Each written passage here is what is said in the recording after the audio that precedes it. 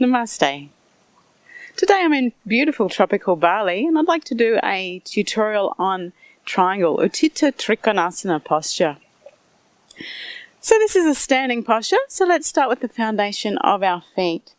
So take a nice wide step apart.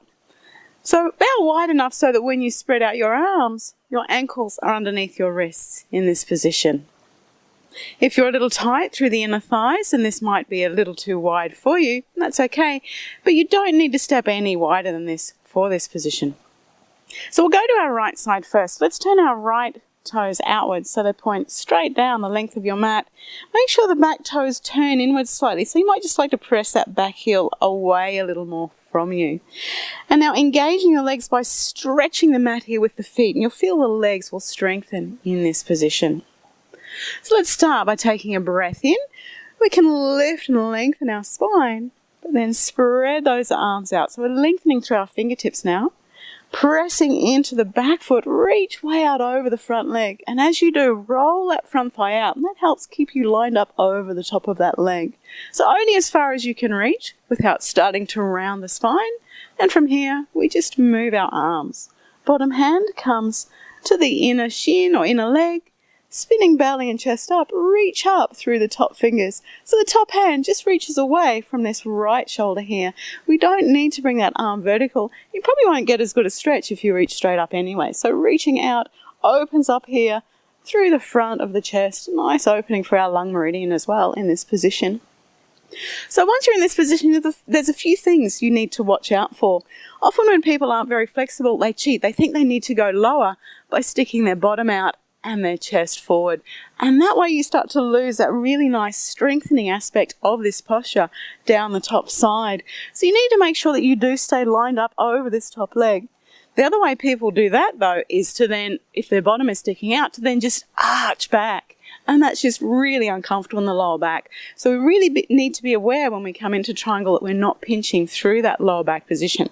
So by rolling that front thigh out, taking your right sit bone here of this front leg towards the back big toe can help you do that. And also not pulling this top hip back. So I have often heard triangle described as trying to lay flat back against a wall. Now if you're going to do that, if you want to give it a try, I mean, be very careful if you do. Once you start to pull that top hip back, you'll start to feel often some pinching around that lower back, around the sacroiliac joints there. So often it's best, if you've got any sacroiliac problems, to let that top hip just drop forward a little to take that pressure from that. Also making sure that we're not arching by gently pulling those lower ribs in from this position. So once we've got that nice position here, let's work with the energy of this posture by making a fist with the bottom hand, and that will send the energy up to those top fingertips. Or if you want to work stronger still, you can grab hold of the shin and pull upwards. And that also works with resistance. So now we're starting to strengthen the muscles here all along this top side there. Check once you're in that position that you can breathe calmly. If you can, look up to the fingers, but again, if that's going to be uncomfortable for you, look straight ahead, or most comfortable position is to look down at that foot. And so to release, take a breath in, press into the feet, and let that breath just float the arms up. Let's float our arms out so we can do the other side. So turning the feet the other way, left toes point down the length of the mat, right toes turn in slightly. So the feet are in about one long straight line here. Well, let's roll that front thigh out. Stretch the mat with the feet. You might like to take that breath in to make sure the spine is truly lengthened. Float those arms down, and then inhale, lengthen way out over the left leg.